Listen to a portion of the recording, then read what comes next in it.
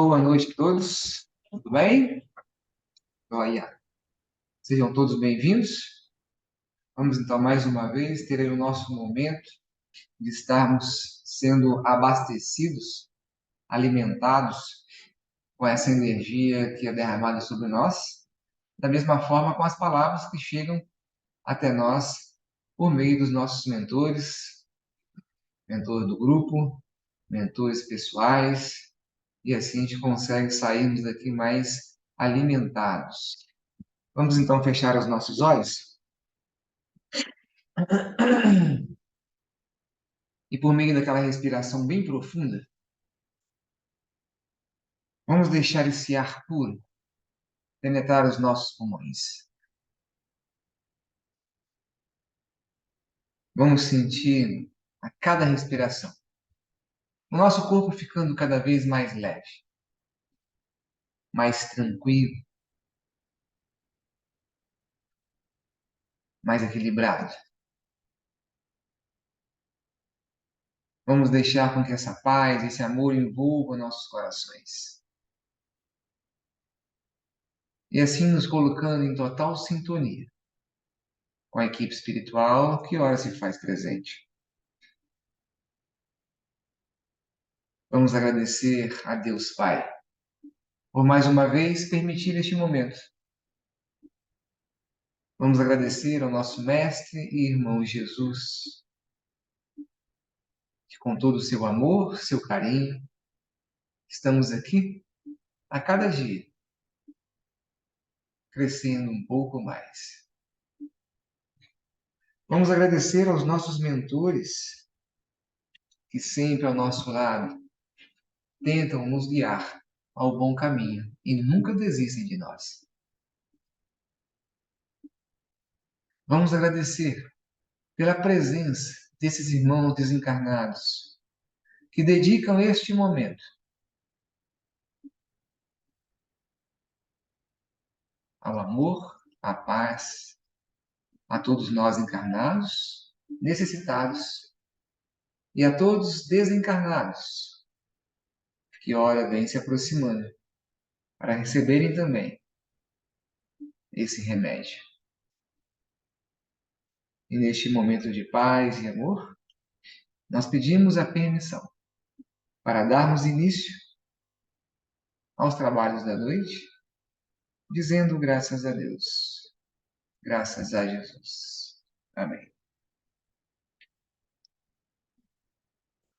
Bom, gente, há muito a gente vem falando, então, sobre a necessidade de nós aqui encarnados estarmos em constante evolução.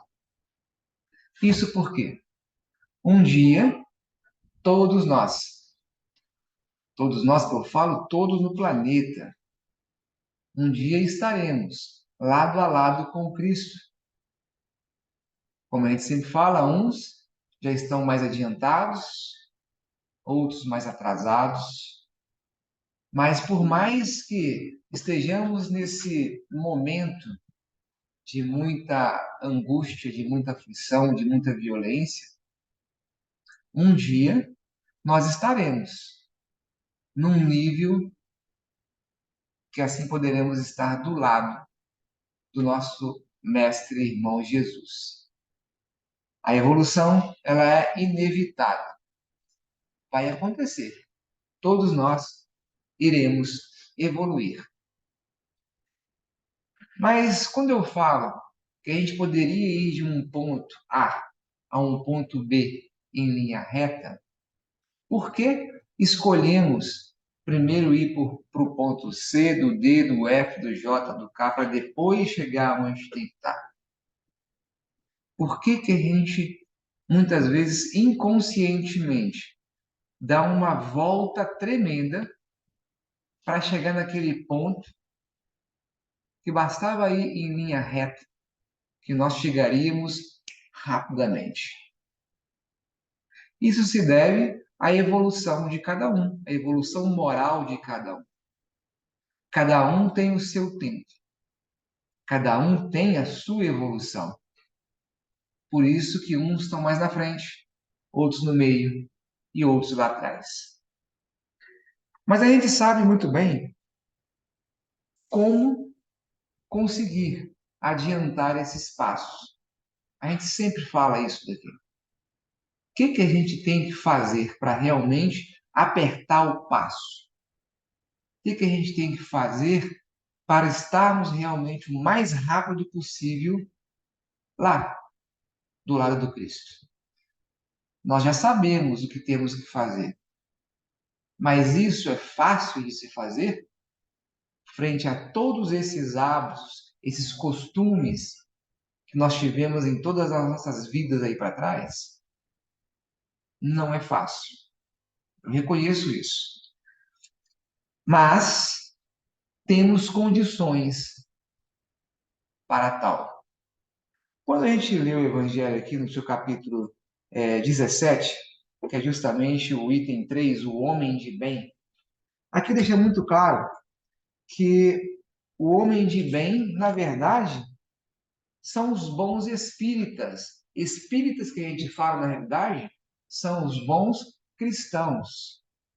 Não importa, na realidade, se você é espírita, não importa se você é um bandista, católico, evangélico, budista, isso pouco importa, ateu. Mas, se somos bons espíritas, bons cristãos, ou seja, pregamos aquele amor incondicional, não só pregamos, mas fazemos, nós somos considerados, então, os bons espíritas, os bons cristãos, os bons católicos, os bons evangélicos, os bons ateus, porque tem vários ateus por aí, como eu sempre falo, que estão praticando mais o amor incondicional do que aqueles que se dizem ser religiosos. Aqui deixa muito claro que no Evangelho, uma mega ferramenta que nós temos acesso, nós temos então como saber realmente o que é o mundo espiritual, o nosso mundo de origem, o que é este mundo material, o porquê encarnamos e desencarnamos várias vezes, o porquê do sofrimento, o porquê da angústia e aonde estaremos um dia. Tem gente que fala assim, Wagner, mas eu pego o Evangelho, eu pego a Bíblia e é difícil de entender isso. Muitas vezes eu leio um trecho 3, 4, 5 vezes, a interpretação daquilo ali é difícil. Será que essa dificuldade das palavras que tem nesse livro sagrado não é o que, na realidade, atrapalha as pessoas realmente de conhecerem a verdade e assim se abastecer dessas ferramentas para chegar rapidamente do ponto A ao ponto B? Aí ele bota muito claro aqui nesse item 4 agora, que é justamente o quê? Existe o conhecimento, aquele conhecimento material, que basta você ter os seus olhos e boa vontade para sentar na cadeira e ler, que você vai aprender aquilo. Nem que você leia 10.000 vezes, você vai aprender. Basta você ter os olhos, basta você querer. Agora, existe uma outra questão que depende da nossa sensibilidade moral, que é justamente o conhecimento moral. A gente vê aí pessoas humildes, muitas analfabetas, às vezes crianças, adolescentes, que lê isso daqui e rapidamente, com uma facilidade tremenda, no estalar dos dedos, aquela informação está clara para eles. E eles, a partir de então, é detentor da palavra e, ao mesmo tempo, são praticantes, fazem de verdade. Aqui relata, inclusive, que existem vários que se chamam de doutores, dentro da questão material, que leem e não entendem bulufas, enquanto aqueles que estão iniciando a sua vida nos estudos, aqueles humildes, aqueles analfabetos, só de ouvir, só de sentir aquilo ali, devido a essa sensibilidade moral, eles absorvem aquilo ali com uma tremenda facilidade. Ou seja, O conhecimento que a gente está sempre correndo atrás, no colégio, na faculdade, fazendo curso, ele é uma informação, ele é uma ferramenta que vai ser, sim, muito útil para a gente aqui dentro da matéria, desse mundo material. Mas o conhecimento que realmente vai alimentar a gente, esse que vai fazer a gente entender Cristo, entender o amor incondicional, ele é muito mais do que esse aprender material. É um aprender moral. E isso se deve à sua sensibilidade. E como desenvolver a sensibilidade? Para a gente desenvolver ali a prática da leitura, basta você sentar e ler. Agora, para desenvolver essa sensibilidade, o que que você tem que fazer? O que que vocês acham? Nós temos que praticar. Praticar o amor incondicional. Ou pelo menos tentar. Nós sabemos que aqueles hábitos que a gente tem não são adequados à nossa saúde física. Por que não então mudá-los? Nós sabemos que, embora a religião não vai salvar ninguém, a gente sabe que, tendo o apoio de uma religião, muitas vezes fica mais fácil da gente seguir esse caminho. Por que então não seguir uma religião? Por que não perdoar o vizinho? Por que insistir ainda naquela arrogância, naquele rancor? Quanto mais a gente abre os nossos corações, quanto mais a gente se entrega realmente para a vida espiritual, lembra daquela priorização que eu sempre falo, a priorização do mundo espiritual, isso vai acontecendo mais intensamente. Nós temos uma prova aí muito legal de se dar nesse momento, que é justamente o caso de Chico Xavier. Chico Xavier só fez até a oitava série e escreveu aí 400 e tantos livros. Com todo aquele conhecimento, tinha resposta para tudo, absolutamente tudo. Da onde que veio esse conhecimento? Veio daquele estudo material que muitas vezes a gente se preocupa de forma demasiada em ter? Não. Veio justamente da sua sensibilidade moral. Logo em seguida, quer dizer, antes, né, desse item 3, antes do item 4, quer dizer, item 3, que fala sobre o homem de bem. Eu vinha lendo esse trecho aqui no caminho, relembrando aqui essa passagem, e essa passagem eu acho que é uma das mais importantes do Evangelho, que ela mostra para a gente, que ela prova para a gente, que a gente não é o homem de bem que a gente pensa ser. Sabe quando a gente fala assim, não se preocupa que ele é um cara de bem, é um homem de bem. O que a gente entende por ser um homem de bem? Olha só, eu vou ler para vocês esse trecho, ele é curto, não é muito grande não, mas ao mesmo tempo que a gente vai lendo, vamos se perguntando, tá? Se você realmente é isso daqui, se você realmente consegue ser isso daqui. E então a gente vai ter aí a resposta se realmente nós somos um homem de bem. Começa assim lá, olha só. O verdadeiro homem de bem é aquele que pratica a lei da justiça, de amor e da caridade. Até aí tudo bem. Na sua maior pureza. Se interroga a sua consciência sobre os próprios atos, pergunta se não violou essa lei, se não cometeu o mal, se fez todo o bem que podia, se não deixou escapar voluntariamente uma ocasião de ser útil. O negócio está apertando já, hein? Se ninguém tem o que se queixar dele.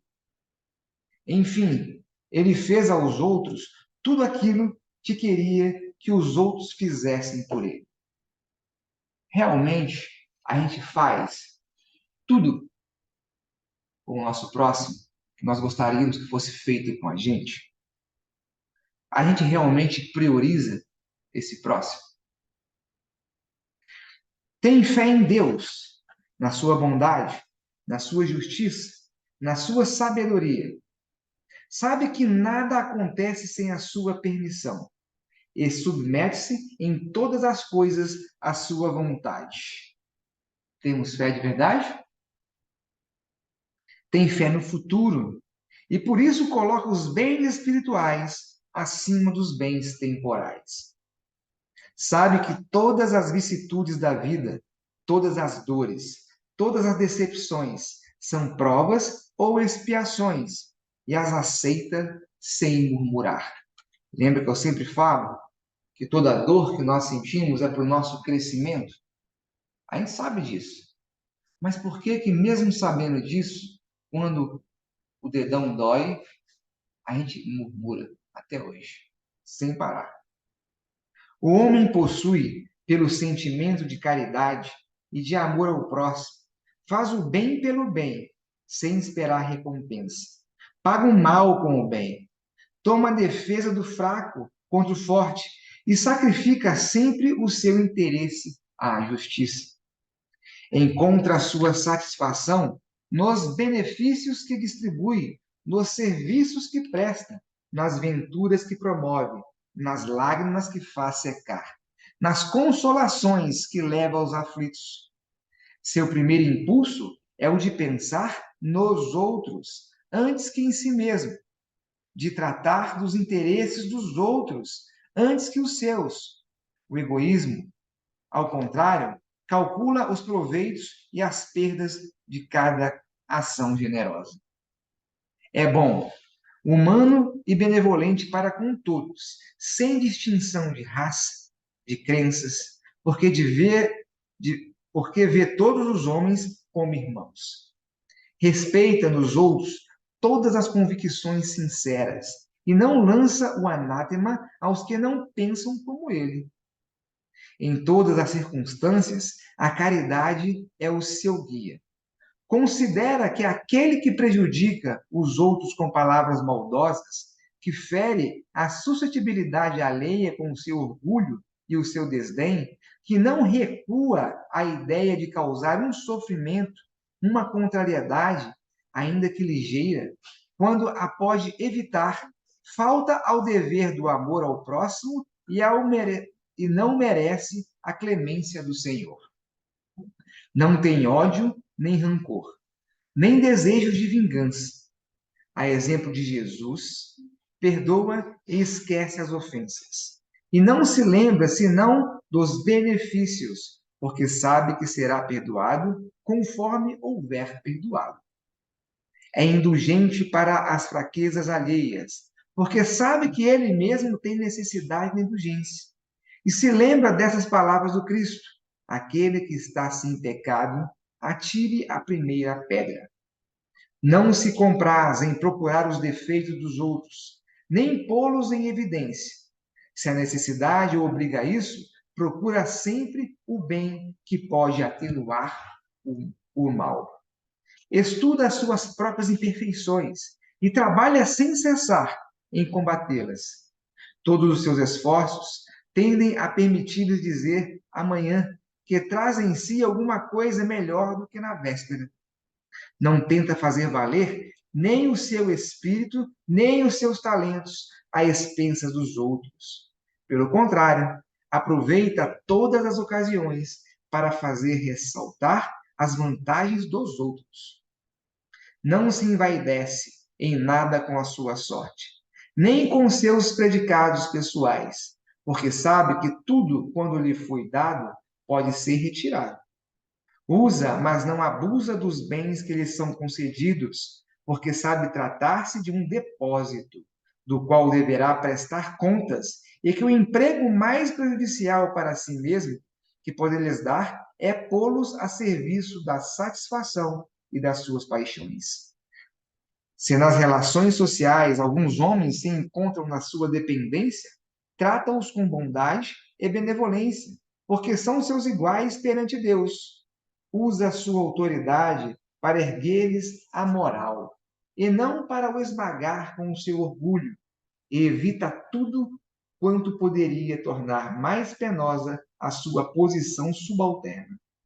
O subordinado, por sua vez, compreende os deveres de sua posição e tem escrúpulo de procurar cumpri-los conscientemente. O homem de bem, enfim, respeita nos seus semelhantes todos os direitos que lhes são assegurados pelas leis da natureza, como desejaria que os seus fossem respeitados. Esta não é a relação completa das qualidades que distinguem o homem de bem, mas quem quer que se esforce para possuí-las estará no caminho que conduz às demais. Depois de listar isso aqui tudo no finalzinho, ainda fala isso, né? Não é isso tudo aqui ainda não. Tem mais coisas. Frente a essa lista aqui do que é realmente as características do homem do bem, dá para entender por que a gente está aqui até hoje? Dá para entender o porquê nós ainda estamos vivendo com dor, com aflições, num mundo de expiação, sendo que tem vários outros que já estão lá na frente, em outros mundos superiores. Tudo bem, muitos podem falar assim, tá, mas nós somos imperfeitos, nós estamos em evolução. Ok, mas aqueles que estão lá na frente também estavam no mesmo nível que a gente quando foi começar. Por que ainda existem uns bem atrasados e outros bem adiantados e outros no meio? Isso devido a uma questão. Nós somos preguiçosos moralmente. Quando eu ouvi isso, de um texto que eu estava lendo, eu fiquei muito tempo pensando nisso, né?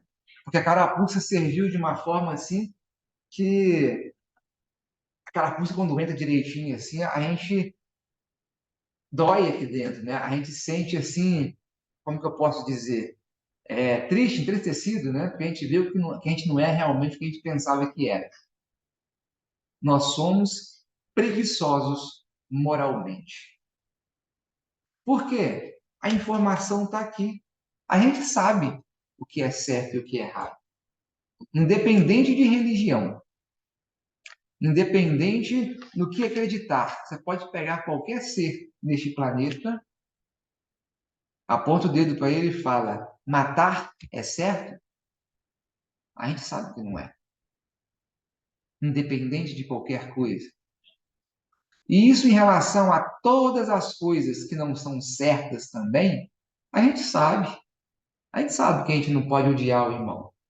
A gente sabe que a gente não pode ser orgulhoso, egoísta. E a situação em que o mundo se encontra hoje é justamente porque mais de 60% da população mundial está em falta com essa lista aqui. Se a gente pega aí uma sala de aula com 50 alunos, 5% desses alunos são aqueles que, antes de você pedir alguma coisa, o cara já fez aquilo ali muito mais do que você estaria pedindo. 10%, mais ou menos, vai ser aqueles ali que fazem o dever certinho, estudam certinho, mas com a ameaça que tem a prova no dia seguinte. Aí o cara faz. E aquele outro restante, a maioria, como a gente pode dizer, né? Seja lá o que Deus quiser. Então, se a gente for dividir aí a população mundial, é isso que acontece. Aonde nós estamos nesses 5% que eu falei, nós temos que fazer como os evangélicos fazem. O Melo falava muito isso, né? O Melo brincava, falava, olha, eu morro de inveja dos evangélicos, porque eles pregam aquilo ali. Pode até não fazer, mas eles pregam aquilo ali em qualquer momento, em qualquer ocasião. A palavra de Deus, de Cristo, está ali, na ponta da língua. Aqueles 2% que eu sempre me refiro, que é ao saber ou estudar o Evangelho, aqueles 2% está afiadíssimo na língua deles. A prática ali, bastante. A constância, lógico, cada um sabe o seu, né? Ninguém sabe como cada um está nessa constância. Mas o que falta para nós espíritas é justamente isso. A gente muda a gente fazendo isso, praticando. Aí é difícil entender isso daqui. Ok, pega um trecho dessezinho aqui, lê, não entendeu o texto? Tem no YouTube. Você coloca lá, o cara vai falar para você tudinho aquilo ali, e no dia seguinte eu vou pregar esse treco para todo mundo que passar na minha frente. No trabalho, na família, entre amigos. E de tanto a gente falar aquilo ali, de tanto a gente pregar aquilo ali, aquele treco vai ficar grudado no nosso coração. E a prática vai ser muito mais fácil. Então, quando eu ouvi essa questão, nós somos preguiçosos moralmente. Realmente, nós sabemos tudo o que tem que fazer, mas a gente tem uma preguiça de fazer isso. Vamos estabelecer aí na família, ó, toda sexta-feira nós vamos fazer um evangelho no lar, 8 horas da noite. Cara, mas vai dar uma preguiça fazer isso. Às vezes eu vou ter que vir correndo do trabalho para fazer esse evangelho. Às vezes eu tenho um compromisso. E aí, não vamos propor isso não, porque vai ser difícil manter isso daí. Ah, nós vamos fazer um trabalho de caridade pelo menos 2 vezes no mês. Poxa, mas no final de semana tem o churrasco, tem o futebol, esse treco vai me atrapalhar. Vamos deixar isso para depois? Não vamos nos comprometer com isso, não? E a gente fica fazendo isso a vida inteira. A gente tem medo de brilhar. A gente tem medo dessa luz acender demais, ficar conhecido e as pessoas então te colocar trabalho para fazer por estar te procurando, pedindo ajuda constantemente. Isso quer dizer que nós somos então preguiçosos moralmente. Quando eu li essa lista aqui, vocês conseguiram aí ir ticando no íntimo de vocês o que é possível se fazer ou não? Vocês perceberam o tanto, comparando aí os que foram ticados, os que não foram ticados? Quantidade. Ah, Wagner, no meu foi na metade. Pois é, mas lembra aquela história? Eu gosto muito de falar daquele que está em cima do muro. O que que acontece? Vocês conhecem a história, né? Já contei para vocês essa história. Aquele cara que estava lá em cima do muro, de um lado o céu, do outro lado o inferno, do lado do céu aquela festança toda. Pula para cá, fulano, tá fazendo o que em cima? Sai daí. E do outro lado, sentado numa pedra lá, tranquilo, o chamado diabo, sem dar um pio. E ele pergunta então para o diabo: pô, aqui desse lado aqui, do outro lado aqui do muro, tá uma festa danada para me pular para cá, e você aí não vai falar nada. Ele deu uma risadinha e falou: fica tranquilo, o muro é nosso. Ou seja, estar em cima do muro vai custar caro também. Então, o ser um bom espírita, ou um bom católico, um bom evangélico, um bom budista, é o que, na realidade, vai fazer nós estarmos aonde nós queremos estar no futuro. No futuro que eu falo depois dessa vida de expiação. Acreditem, milagres, por mais que talvez a gente esteja muito bem na fita aí com Deus, se você pede aquilo para Ele e espera como um milagre fosse acontecer para aquele problema ser resolvido, isso não vai acontecer. Porque se ele fizesse isso, ele estaria sendo injusto com o resto todinho. Ele pode te dar as ferramentas devido ao seu merecimento, para você correr atrás. Quem vai fazer é você, não é ele que vai fazer por você. Aliás, esse é um dos maiores ensinamentos que temos que ter com os nossos filhos, com aqueles que estão ainda sob a nossa tutela. E é bom tocar nesse assunto pelo seguinte: quando a gente fala assim, os nossos filhos, os que estão debaixo da nossa tutela ainda, né? Nós pensamos naqueles menores. Isso serve para os maiores também. Se tem filho aí que mora com você até hoje, 20, 30, 40 anos, por estar dentro do seu lar, quem manda é você, pai e mãe. Quem dita as ordens é você. Quem mora na casa dos outros, se quer liberdade, tem que sair dali. Então, independente da idade dos seus filhos, se eles ainda estão com vocês, esse ensinamento ainda é válido, ainda está sob sua supervisão.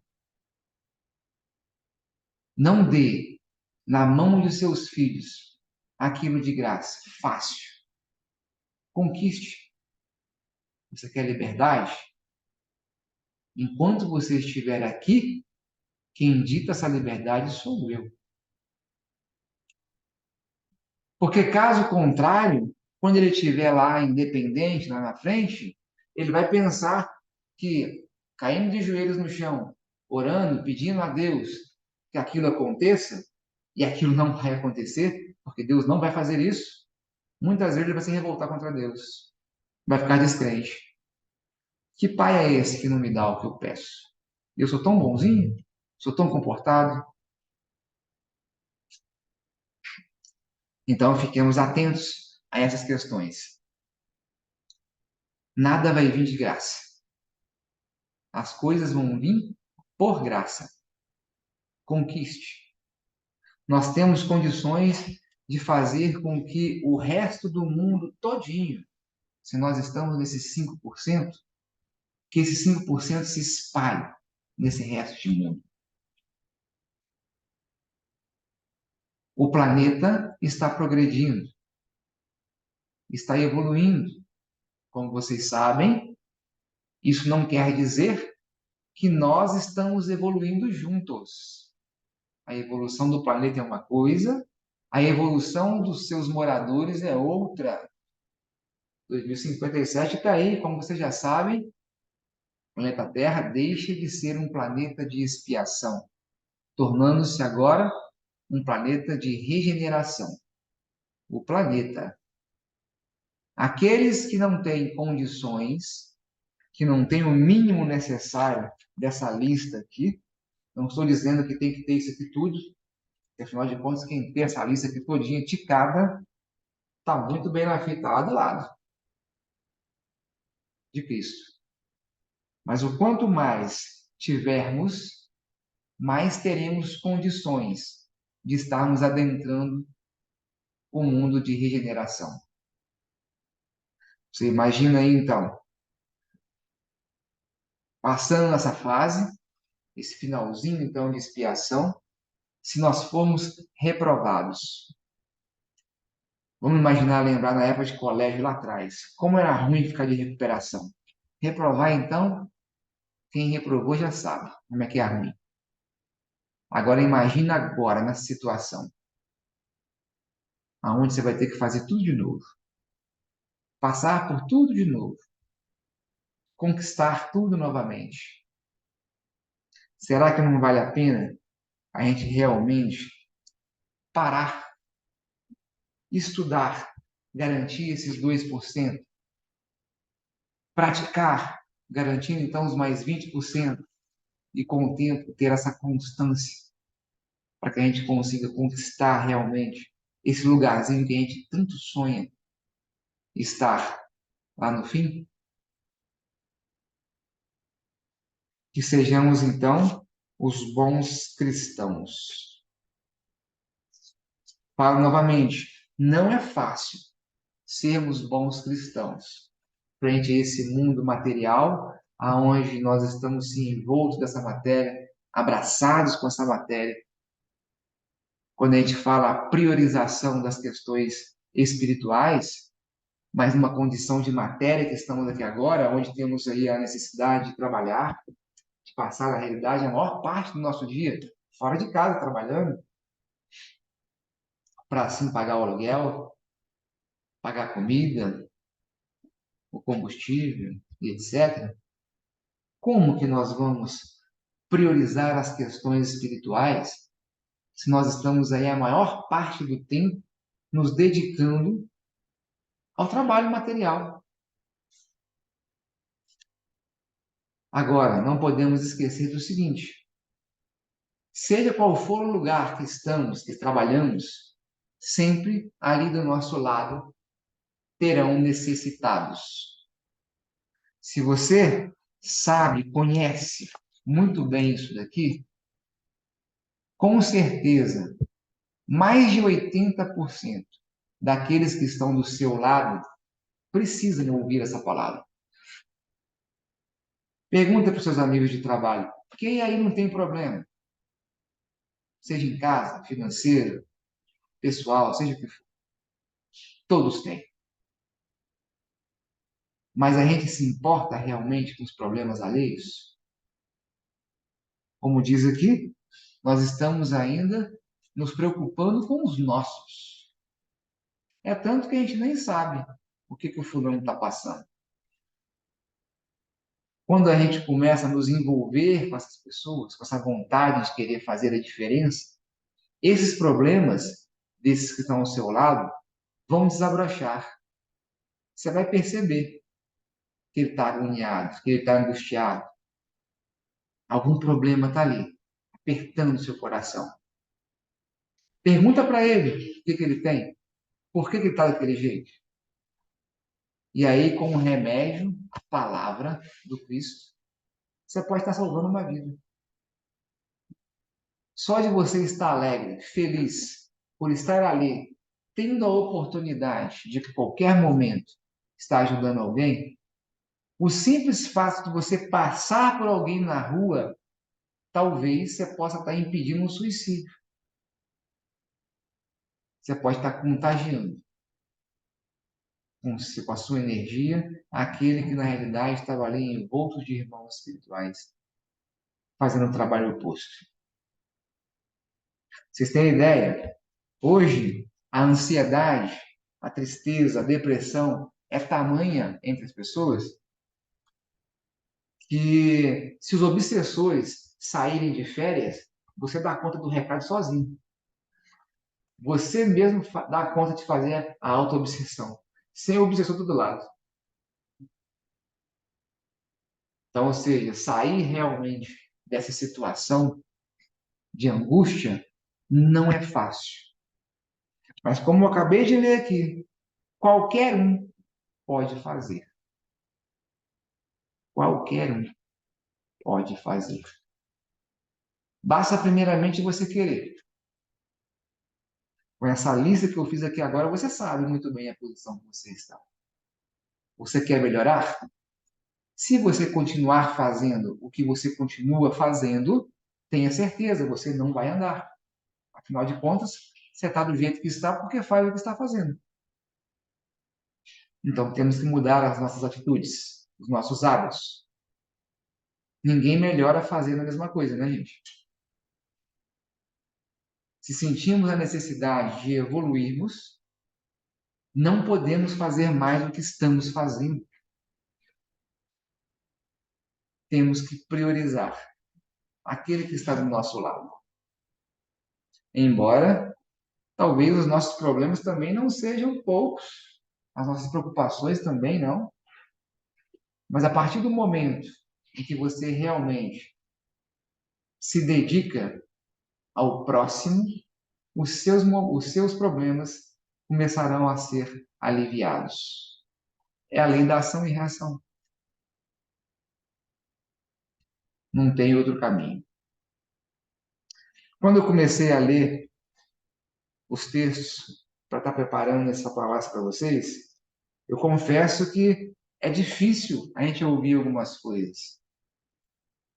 É difícil a gente perceber realmente a distância que eu estou de Cristo, a distância da onde eu queria estar. É difícil perceber que eu não era, não sou o que eu pensava ser. Mas isso é bom, porque afinal de contas, a gente consegue agora avaliar realmente aonde estamos, o que estamos fazendo de errado o que temos que fazer de certo para chegar aonde a gente quer. Vocês têm alguma dúvida em relação a esse assunto? Vocês querem fazer alguma colocação, alguma pergunta? Fiquem à vontade. Tanto vocês que estão em casa, quem está presencial.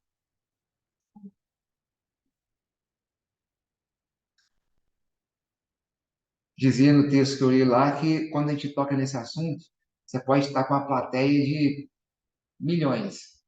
Você faz essa pergunta, fica um silêncio danado.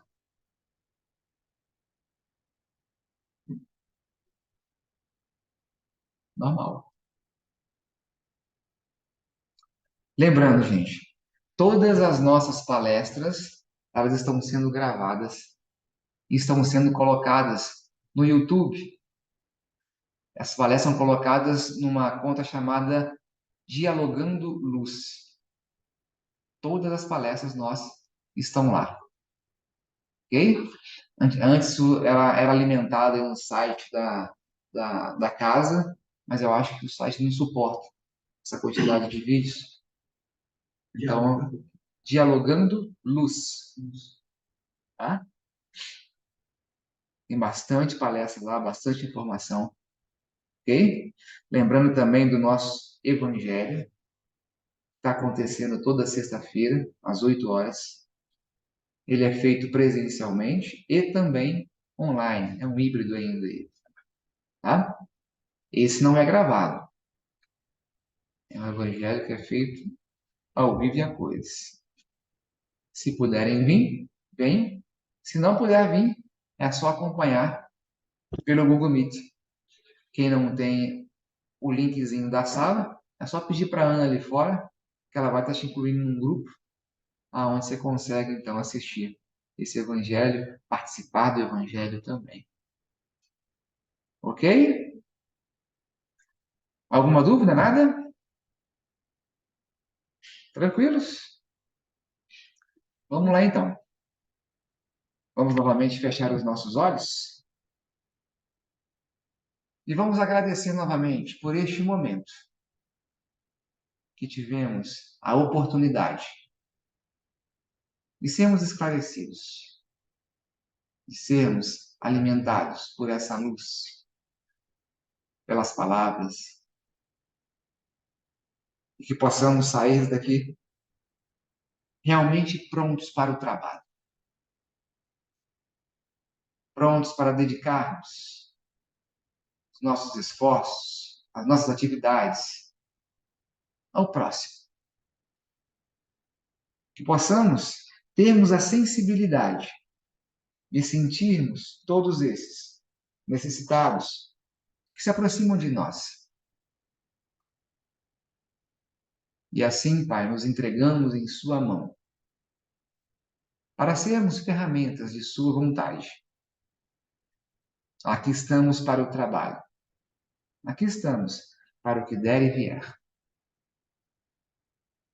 Que a paciência se faça presente em nossos corações. Que possamos, assim, sermos mais compreensíveis. Que possamos ser mais justos, equilibrados. Que possamos dar exemplo. Que possamos ser bons cristãos. E assim pedimos a permissão para encerrarmos os trabalhos da noite, dizendo graças a Deus, graças a Jesus. Amém. Boa noite a todos e até semana que vem.